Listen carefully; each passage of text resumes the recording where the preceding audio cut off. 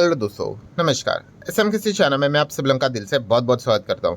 दोस्तों, इस वीडियो में हम लोग बात करने वाले एक बहुत ही इंपॉर्टेंट टॉपिक के बारे में। मतलब देखिए, गवर्नमेंट की अगर हम लोग बात करें, बहुत सारे रूल्स रेगुलेशंस, अलग अलग टाइप के डिसीजंस सरकार यहाँ पे लेकर आती रहती है। एंड इसका जो इम्पैक्ट है काफ़ी सारे बिजनेसेस के ऊपर हम लोग को डायरेक्टली इनडायरेक्टली देखने को यहाँ पे मिल जाता है। जिनके लिए अच्छा है उनके लिए अच्छी बात है, जिनके लिए ख़राब है उनकी हालत बहुत ही ख़राब यहाँ पे हो जाती है। सो इस वीडियो की अगर हम लोग यहाँ पे बात करें तो सरकार, मतलब लिटरली हम कह सकते हैं कि कुछ कंपनीज, कुछ इंडस्ट्रीज, कुछ बिजनेस, कुछ सेक्टर के लिटरली पीछे पड़ते हुए देखने को मिल चुके हैं, जहाँ पे अच्छा बिजनेस करना अभी काफ़ी मुश्किल होते हुए देखने को यहाँ पे मिल रहा है। मतलब बिजनेस तो चलेगा, ठीक है, कंपनियां तो रहेगी, बट जो हम कहते हैं ना कि अच्छा रेवेन्यू जनरेट करेंगे, अच्छा प्रॉफिट जनरेट करेंगे, ग्रोथ लेकर आएंगे, अभी इन कंपनीज के लिए काफ़ी टफ हो चुका है। ठीक है, क्योंकि जब आपके रेवेन्यू के ऊपर इम्पैक्ट आता है और उस रेवेन्यू के गैप को फिल करने के लिए कंपनी को क्या करना पड़ता है, यस ऑब्वियसली जो प्राइस है वो यहाँ पे बढ़ाना पड़ सकता है।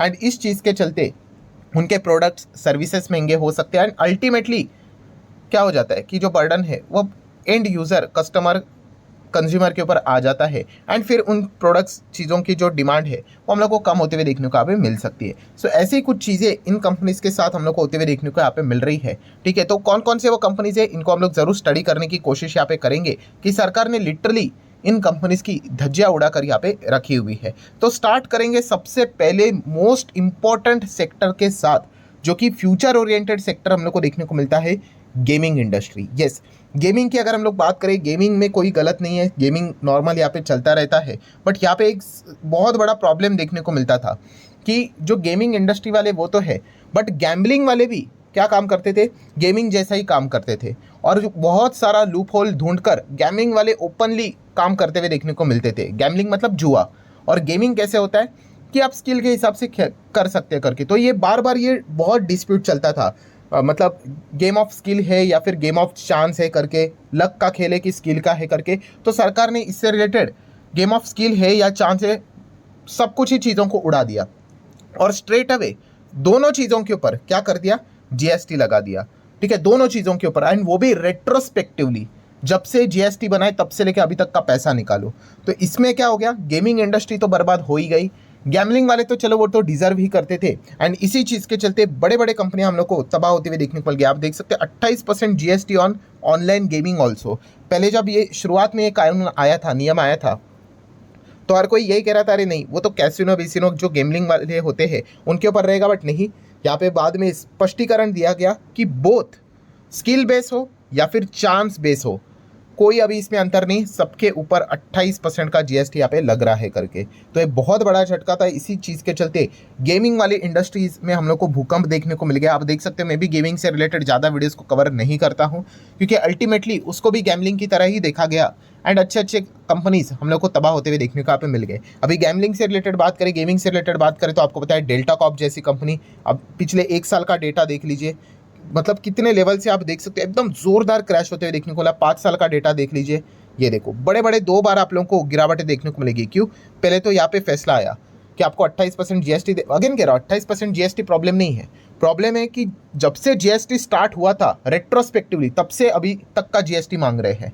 ठीक है, एंड कंपनी की साइज कितनी है, 3000 करोड़ की, और जीएसटी कितना मांग रहे हैं, 20,000, 22,000, 23,000 करोड़। कंपनी पूरी बेच भी देंगे ना, 4 बार भी, 5 बार भी, 6 बार भी, तो भी उतना पैसा वो जनरेट नहीं कर पाएंगे। अभी इनका पूरा जो भविष्य है वो कोर्ट में चल रहा है, कोर्ट में केस हार गए तो गेम ओवर। ठीक है, आप देख सकते हैं कंपनी की बैलेंस शीट में कोई ऐसा डेंट नहीं है। रिजर्व है 2-2, 2.5 हज़ार करोड़ की रिजर्व है, long term borrowing zero, short term borrowing zero, cash and cash equivalent सब कुछ बढ़िया है। बट एक बैलेंस शीट में आइटम आ गया, कौन सा, कंटिंजेंट लायबिलिटी। ठीक है, इसके ऊपर मैंने वीडियो बनाया था कि कंटिंजेंट लायबिलिटी क्या होता है। अगर आपको वो जानना है तो उसका लिंक मैंने ऊपर आई बटन पे दिया है भाई। कोई भी कंपनी में अगर आप जाते हो तो ये वाला आइटम चेक कर लो, ये सबसे इंपॉर्टेंट चीज़ है। आप देख सकते हो कंटिंजेंट लायबिलिटी कि कल अगर ये केस हार गए 23,485 करोड़ रुपया देना पड़ेगा। ठीक है, इन शॉर्ट कुछ दे ही नहीं सकते, कंपनी बंद हो जाएगी। ठीक है, बट कब, अगर केस हारे तो, ठीक है, सुप्रीम कोर्ट में केस हारे तो। सो तब तक के लिए चल रही है दुनिया, तब तक चल रही है इनकी। तो हम कह सकते हैं कि सरकार के उस एक फैसले के चलते, ठीक है, कि पूरे कंपनी ही हम लोग को खतरे में आते हुए देखने को मिल चुकी है। देन सिमिलर वे अगर नेक्स्ट अगर हम लोग बात करेंगे पावर इंडस्ट्री, पावर इंडस्ट्री में जो ट्रेडिंग प्लेटफॉर्म है उसमें एक ज़बरदस्त बड़ी कंपनी हम लोग को देखने को यहाँ पे मिलती है जिसका नाम है IEX।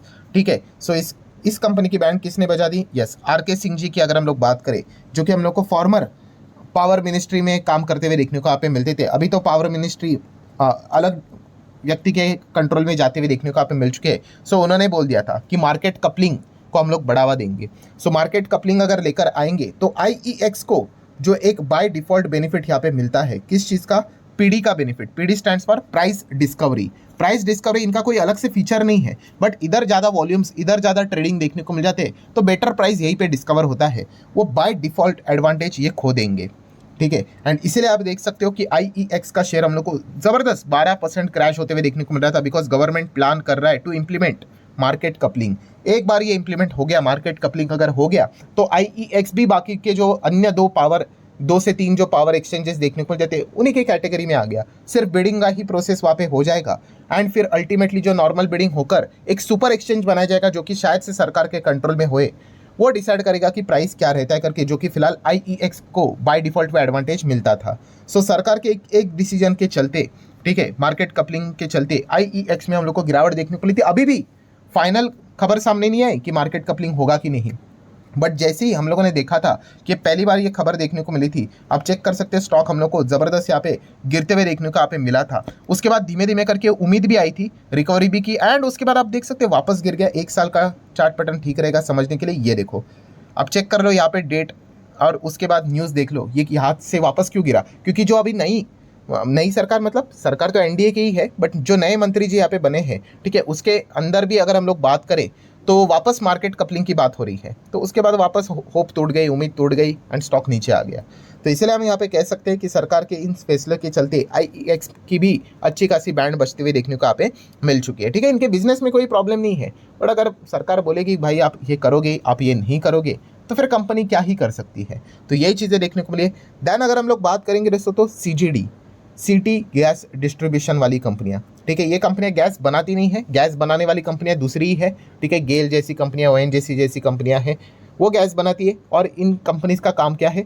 ये गैस डिस्ट्रीब्यूट करना सिटीज़ में, लाइक आईजीएल की बात करें, देन एमजीएल की बात करें, महानगर गैस लिमिटेड, तो इन कंपनीज की भी हालत हम लोगों ने बीच में देखी थी। आईजीएल आप देख सकते हैं पिछले 6 महीने का चार्ट पैटर्न देखो कैसे गिर गया, देखो एकदम से नोज डाइव गिरावट है। एमजीएल भी आप देख सकते हो एकदम से नोज डाइव गिरावट है। ऐसा क्या हो गया? सरकार ने एक फैसला ले लिया, इस चीज़ के चलते गिरावट हो गई। आईजीएल एमजीएल 20% सर्किट लगा था। वाई?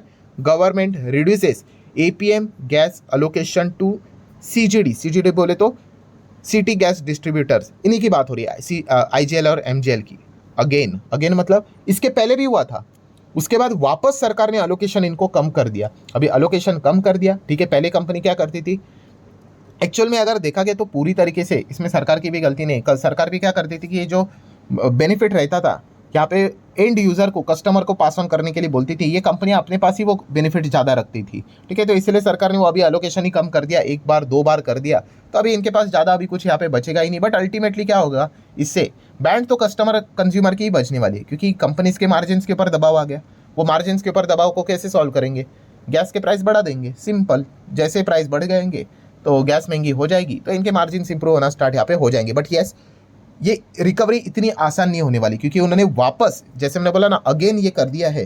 तो अभी जो गैप है वो काफ़ी वाइड हो चुका है, और उस वाइड गैप को अगर एक साथ फिल करने जाएंगे तो एक साथ तो इतना प्राइस हाइक तो कर नहीं सकते भाई। सीधा गैस इतना महंगा हो जाएगा भाई, बवाल मच जाएगा। सो धीमे धीमे करके करेंगे, ठीक है। एमजीएल ने तो कुछ जगह पे गैस का प्राइस बढ़ाना स्टार्ट भी कर दिया है। तो इस चीज़ के चलते आईजीएल एमजीएल में ज़बरदस्त गिरावट देखने को आप मिली थी सरकार के एक डिसीजन के चलते। देन अगर हम लोग बात करेंगे दोस्तों GSPL, Gujarat State Petronet Limited. So GSPL ये जो स्टॉक था, अगर आप चेक करोगे यहाँ पर भी एकदम ज़बरदस्त गिरावट हम लोग को देखने को मिली। एक साल का डेटा ठीक रहेगा, देखो 2 बार हम लोग को ऐसे क्रैश होते हुए देखने को यहाँ पे मिल चुके हैं। सो ऐसा क्या हो गया जीएसपीएल ने? तो ये कंपनी एक सपने देख रही थी, सपने मतलब एक उम्मीद लेकर चल रही थी कि भाई हम आने वाले समय में हमारा जो मतलब पैसा है वो बढ़ेगा, वो डबल होगा करके वो उम्मीद लेकर चल रहे थे। मतलब आप अंदाज़ा लगाइए कि 100, ऐसे ही बोल रहा हूँ, 100 रुपया है, वो एक्सपेक्ट करी थी भाई 200 हो जाए करके। चलो मतलब एक ऐसे ही बोल रहा हूँ हाइपोथेटिकली, बट एक्चुअल में क्या हो गया, 100 के बदले सरकार ने 50 कर दिया। मतलब जो मिल रहा है उसका आधा हो गया, एंड इसीलिए स्टॉक क्या हो गया, सीधा 20% सर्किट लोअर डाउन हो गया। अब देख सकते हैं GSPL share hit 20% lower circuit after tariff order disappoint मतलब जो उम्मीद लेकर चल रहे थे कि भाई अच्छा खासा हम लोग को हाइक मिलेगा 30, 40, 50, 60% वॉट एवर, यहाँ पे तो नीचे चला गया। माइनस में चला गया, आधा कर दिया भाई। तो इसलिए कंपनी का रेवेन्यू के ऊपर इम्पैक्ट आएगा, अर्निंग्स के ऊपर इम्पैक्ट आएगा, ग्रोथ के ऊपर इम्पैक्ट आएगा। तो स्टॉक में सीधा lower circuit, flat lower circuit लगते हुए देखने को मिल गया। सो अगर मैं डिटेल आपको दिखा दूं तो ये देखिए, कंपनी को पहले कितना पैसा मिलता था, 34 मिलता था, ठीक है। एंड 34 से वो रिक्वेस्ट कितना किया था, 50 तक कर दो करके, ठीक है, 50 तक। कंपनी ने, सरकार ने कितना कर दिया, 34 का 50 तो छोड़ दीजिए, जो 34 मिल रहा था वो भी भूल जाओ, 18 कर दिया भाई, ऑलमोस्ट आधा। 36 का आधा 18 होता है, 34 का आधा मतलब वही 17 के आसपास। तो इसलिए कंपनी को इतना बड़ा झटका लग गया कि स्टॉक ही सीधा क्या हो गया, 20% हम लोग को क्रैश होते हुए देखने को मिला था। सो डेफिनेटली दोस्तों, जो इंपॉर्टेंट कंपनीज थी वो मैंने आप लोगों के सामने रख दी, जो कि यहाँ पे सरकार के डिसीजंस के चलते परेशान है, सरकार इनके पीछे पड़ी हुई है, ठीक है। तो आप चाहो तो इनको भी फर्दर स्टडी यहाँ पे कर सकते हो। सो आशा करता हूँ दोस्तों वीडियो हेल्पफुल लगा होगा, चाहो तो इसको लाइक एंड शेयर कर देना। मिलते हैं कल, तब तक के लिए बाय बाय।